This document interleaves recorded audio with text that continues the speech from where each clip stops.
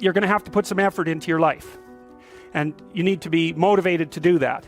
What are the potential sources of motivation? If you're extroverted, you want friends. If you're agreeable, you want an intimate relationship. If you're disagreeable, you want to win competitions. If you're open, you want to engage in creative activity. If you're high in neuroticism, you want security. Those are all sources of potential motivation that you could draw on, that you could tailor to your own personality. But then there are dimensions that you want to consider your life across. And so if you could have your life the way you wanted it in 3 to 5 years, if you were taking care of yourself properly, what would you want from your friendships? What would you want from your intimate relationship? How would you like to structure your family? What do you want for your career? Well, how are you going to use your time outside of your job? And how are you going to regulate your mental and physical health, and maybe also your drug and alcohol use? Because that's a good place to auger down, because alcohol wipes out 5 to 10% of people. So you want to keep that under control. So maybe you develop a vision of what you would like your life to be. Once the goal is established, then you break down the goal into micro processes that you can implement. The micro processes become rewarding in relation to their causal association with the goal, and that tangles in your incentive reward system, and that's the thing that keeps you moving forward. It produces positive emotion when it can see you moving towards a valued goal. What's the implication of that? Better have a valued goal, because otherwise you can't get any positive motivation working out. And so the more valuable the goal, in principle, the more the micro processes associated with that goal start to take on a positive charge. And so what that means is, well, you get up in the morning and you're excited about the day, you're ready to go. And so as far as I can tell, what you do is you specify your long-term ideal. Maybe you also specify a place you want to stay the hell away from, so that you're terrified to fail as well as excited about succeeding, because that's also useful. You want to specify goals that make you say, oh, if that could happen as a consequence of my efforts, it would clearly be worthwhile. Because the question always is, why do something? Because doing nothing is easy. You just sit there and you don't do anything. That's real easy. The question is, why would you ever do anything? And the answer to that has to be because you've determined by some means that it's worthwhile. And then the next question might be, well, where should you look for worthwhile things? And one would be, well, you could consult your own temperament.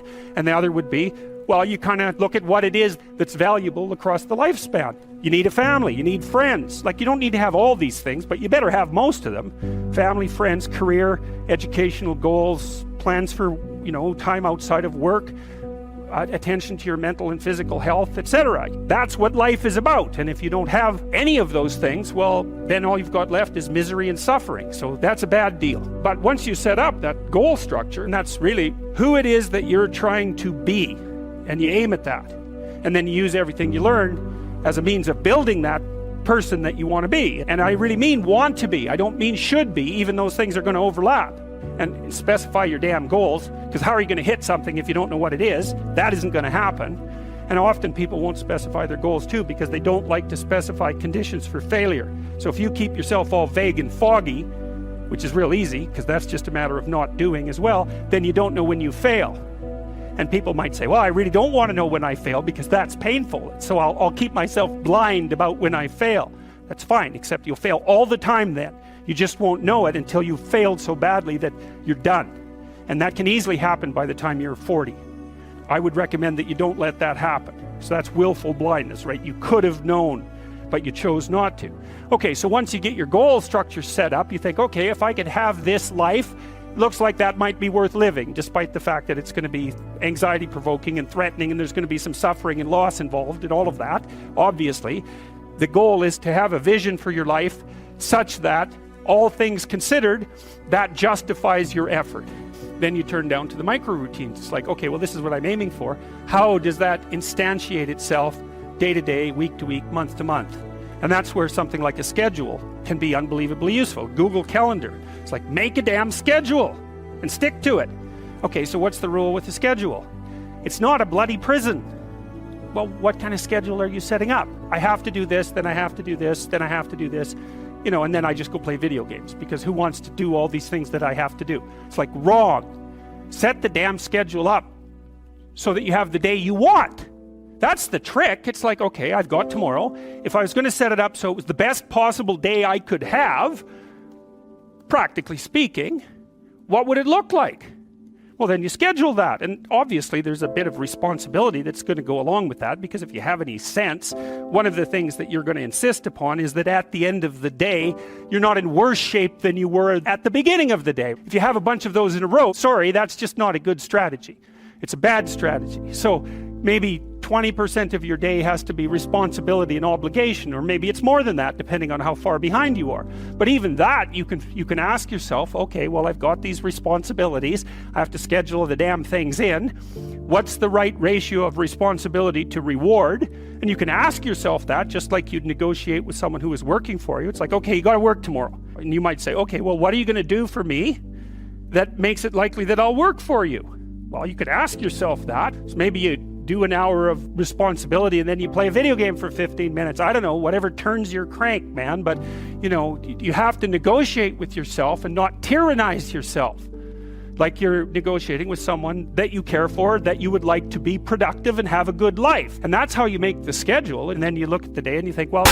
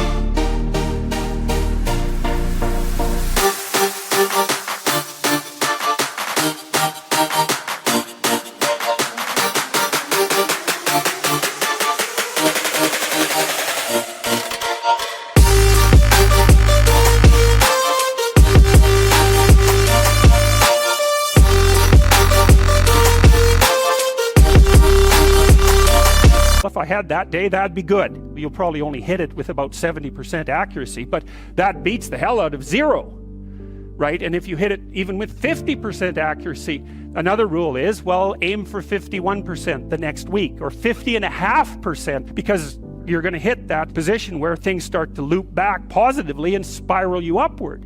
So that's one way that you can work on your conscientiousness, is plan a life you'd like to have. Having a little conversation with yourself. You have to understand that you're not your own servant, so to speak. You're someone that you have to negotiate with. And you're someone that you want to present the opportunity of having a good life to. And that's hard for people because they don't like themselves very much. So, you know, they're always like cracking the whip and then procrastinating. And you know what that's like because you probably waste like 6 hours a day. Your time's probably worth $50 an hour. I mean, you're not getting paid that now, but you're young. And so this is investment time. And what you do now is going to multiply its effects in the future. So let's say it's $50 an hour, which is perfectly reasonable. So if you waste 6 hours a day, and you are, then you're wasting about $2,000 a week or about $100,000 a year. So like, go ahead, but that's what it's costing you every hour. And you need to know what your damn time is worth. When you spend an hour, was that, well, would have I paid someone $50 to have had that hour? And if the answer is no, it's like, well, maybe you should do something else with your time. And it depends on whether or not you think that your time's worthwhile. But the funny thing about not assuming that is if you assume your time isn't worthwhile, what happens is you don't just sit around sort of randomly in a state of responsibilityless bliss. What you do is you suffer existentially. As far as I can tell, that's how you could